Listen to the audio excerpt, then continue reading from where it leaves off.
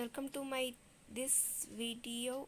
In this video I will taught you about rate of change in velocity. In my previous videos I have taught you about the rate of the direction displacement, what is direction, what is displacement, and the in the rate of change of distance, rate of change of displacement, that is speed and velocity.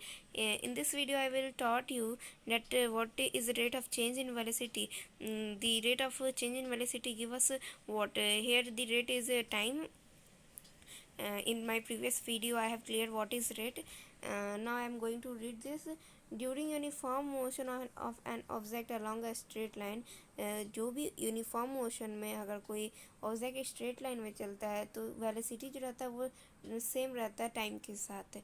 In this case the change of velocity of an object for any time interval is zero.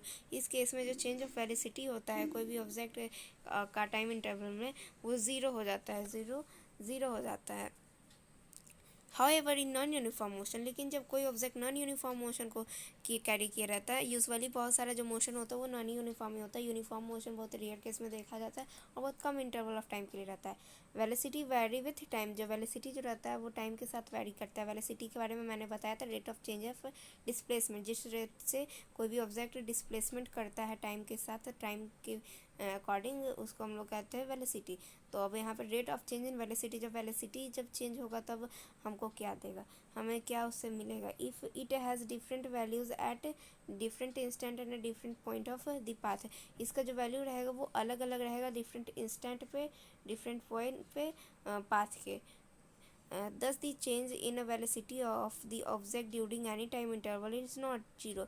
इसीलिए change in velocity कोई भी object का time interval पर zero कहीं नहीं रह सकता. हमेशा नहीं कि जीरो ही रहेगा, कहीं कहीं पे जीरो रहता है, जो कि यूनिफॉर्म में होता है. नॉन यूनिफॉर्म रहेगा तो हम लोग को कभी भी velocity, rate of change in velocity है वो जीरो नहीं देता है. To answer such question we have to introduce another physical quantity. इस क्वेश्चन को आंसर करने के लिए हम लोगों को अनदर से एक फिजिकल क्वांटिटी निकालना पड़ा जिसको हम लोग एक्सेलरेशन कहते हैं.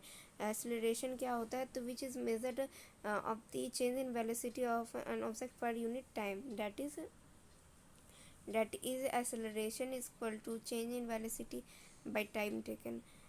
तो यहाँ पर कहना चाह रहा है कि हम लोगों को उस टाइप के क्वेश्चन को आंसर देने के लिए कि यूनिफॉर्म मोशन रहेगा तो हमेशा वेलोसिटी जो रहेगा वो जीरो रहेगा, लेकिन नॉन यूनिफॉर्म रहेगा तो हम लोग कैसे उसका वेलोसिटी निकालेंगे, rate of change of displacement, rate of change of velocity निकालेंगे. तो उस क्वेश्चन को आंसर करने के लिए यहाँ पर हम लोगों ने एक फिजिकल क्वान्टिटी को इंट्रोड्यूस किया जिसको हम लोगों ने एक्सेलरेशन नाम दिया.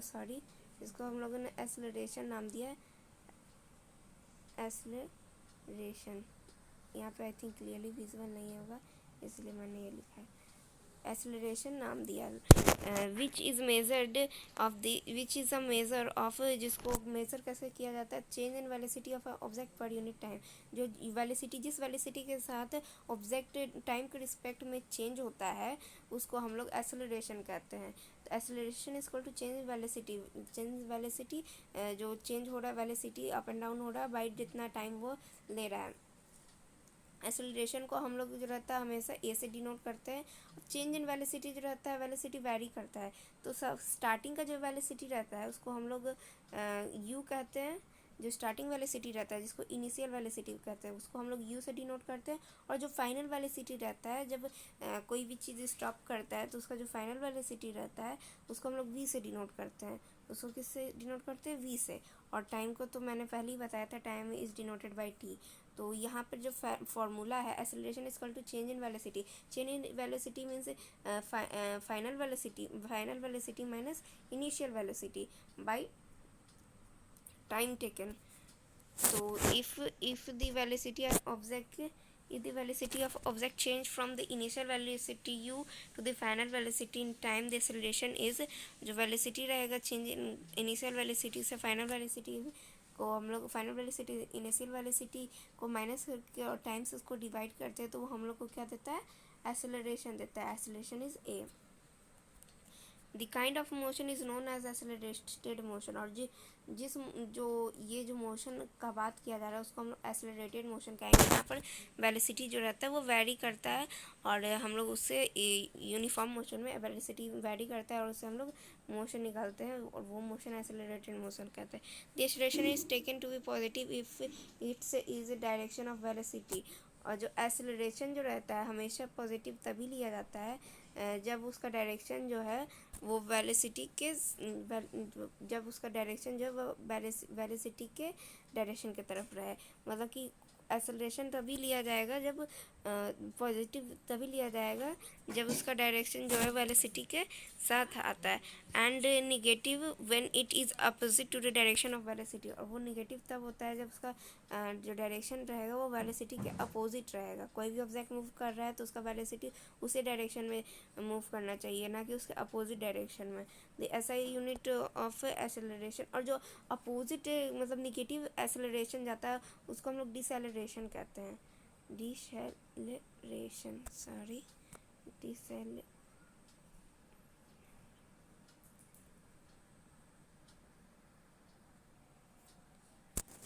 उसको हम लोग डिसेलरेशन बोलते हैं। ये है the SI unit of acceleration is metre per second square. जो एसआई यूनिट रहता है एक्सेलरेशन का वो मीटर पर सेकेंड स्क्वायर रहता है। जो और डिस्टेंस डिस्प्लेसमेंट का मीटर पर सेकेंड था, एक्सेलरेशन का मीटर पर सेकेंड स्क्वायर हो जाता है। If an object travel in straight line and its velocity increase और decrease by equal amount in equal interval of time this and then the acceleration of object is said to be uniform. अब कोई भी object है जो travel कर रहा है straight line में और उसका वेलोसिटी जो रहता है वो इंक्रीज़ होता है या फिर डिक्रीज़ होता है इक्वल अमाउंट में इक्वल इंटरवल ऑफ टाइम पे, तो देन उसका जो एक्सेलरेशन जो है वो उसको हम लोग यूनिफॉर्म एक्सेलरेशन कहते हैं। फिर से इस पॉइंट को हम लोग समझेंगे कि अगर कोई ऑब्जेक्ट है वो स्ट्रेट लाइन पर मूव कर रहा है तो उसका वेलोसिटी इंक्रीज़ करता है या फिर डिक्रीज़ करता है, इंक्रीज़ हो रहा है या फिर डिक्रीज़ हो रहा है। वो अगर इक्वल अमाउंट में हो रहा है और इक्वल इंटरवल ऑफ टाइम पे हो रहा है तो हम लोग उस एक्सेलरेशन को ऑब्जेक्ट को यूनिफॉर्म मोशन में मानेंगे, यूनिफॉर्म एक्सेलरेशन में मानेंगे। The motion of a freely falling body is an example of uniformly acceleration motion। और जो कोई भी ऑब्जेक्ट फ्रीली फॉलिंग बॉडी है, जैसे कि हम लोग कोई भी ऑब्जेक्ट ऊपर से छोड़ते हो तो वो ग्रेविटेशन फोर्स के कारण नीचे की ओर आता है, तो वो एक यूनिफॉर्म एक इंटरवल ऑफ टाइम में एक अपना स्पीड लेकर नीचे की ओर आता है स्ट्रेट लाइन में। इसीलिए हम लोग उसको एक्सेलरेटेड मोशन के एग्जांपल में रखते हैं। जैसे कि एक एप्पल है वो एक हाइट से नीचे की तरफ गिरता है तो वो एक स्ट्रेट लाइन में गिरता है, ऊपर से उसका जो स्पीड रहता है वो चेंज होते रहता है। स्पीड क्यों चेंज होता है? इक्वल इंटरवल ऑफ टाइम में इक्वल स्पीड चेंज होता है क्योंकि जितना ग्रेविटी का फोर्स नीचे जितना वो ग्रेविटी के पास रहेगा, इसमें एक है G=m1/m2, जो इतना ग्रेविटी उसके पास वो आएगा वैसे उसका स्पीड जो है धीरे धीरे बढ़ने लगेगा। तो ये जो एग्जांपल है यूनिफॉर्म एक्सेलरेशन का एग्जांपल है। In other hand an object can travel with non uniform acceleration if its velocity change at non uniform rate. और एक एग्जांपल है दूसरे तरह से कि नॉन यूनिफॉर्म एक्सेलरेशन उसको कहेंगे जब कोई ऑब्जेक्ट अपना वेलोसिटी जो है वो नॉन यूनिफॉर्म रेट पे चेंज करेगा। जैसे कि कार हो गया जो स्ट्रेट लाइन पे ट्रैवल कर रहा है उसका एक्सेलरेशन इंक्रीज भी हो सकता है, डिक्रीज भी हो सकता है इक्वल अमाउंट अनइक्वल अमाउंट में इक्वल इंटरवल ऑफ टाइम में। Then is to be said to be moving with a non-uniform acceleration. Now move to our next topic. Here is some example about final velocity. Final velocity is denoted by final velocity is denoted by v, initial velocity is denoted by u, and time taken acceleration का formula है a = v - u/t। ये सब याद कर लीजिएगा तो कोई भी न्यूमेरिकल बनाने में इजी होगा। Now move to graphical representation of motion. Graphical representation of motion क्या होता है? तो graph provides us convenient method to basic information about the variety of event. Graph जो रहता है वो एक कन्वीनियंट मेथड हम लोग को देता है किसी भी बेसिक इन्फॉर्मेशन को एक्सप्रेस करने के लिए। बहुत बहुत सारे जगह पर ग्राफ को यूज़ किया जाता है बहुत इजीली मेथड में बताने के लिए। For example the telecast of a one day match cricket match जो टेलीकास्ट होता है वन डे क्रिकेट मैच का vertical bar graph shows the run rate of the team in each over. और उस वहाँ पर हम लोग वर्टिकल बार ग्राफ का यूज़ करते हैं शो करने के लिए ईच टीम का रन रेट शो करने के लिए हर ओवर में। As the you have study in mathematics straight line graphs help in solving a linear equation having two variable. आप लोगों ने मैथमेटिक्स में पढ़ा होगा कि स्ट्रेट लाइन ग्राफ जो रहता है जो कि हमेशा स्ट्रेट जाता है, इस मोशन में जाए चाहे इस मोशन में जाए चाहे इस मोशन में जाए, इधर किसी भी साइड पे जाए, तो वो हमेशा सॉल्व करने के लिए हेल्प करता है two linear equation in two variable, जहाँ पर टू वेरिएबल लीनियर इक्वेशन का होता है। Linear equation in one variable होता है, लेकिन वन वेरिएबल भी होता है, लेकिन वहाँ पर कोई ग्राफ हम लोग का नहीं बनता है, लेकिन टू वेरिएबल में हमेशा स्ट्रेट लाइन ग्राफ बनता है। To decrease the motion of an object we can use line graph. जो डिक्रीज करने के लिए मोशन ऑफ ऑब्जेक्ट का हम लोग लाइन ग्राफ का यूज़ कर सकते हैं। In this case line graph show dependence of one physical quantity. इसीलिए जो लाइन ग्राफ है वो शो डिपेंडेंट करता है, एक डिपेंडेंस शो करता है अपने आप का फिजिकल क्वांटिटी पे, एक फिजिकल क्वांटिटी पे। सच एज डिस्टेंस और वेलोसिटी, जैसे डिस्टेंस और वेलोसिटी हो गया।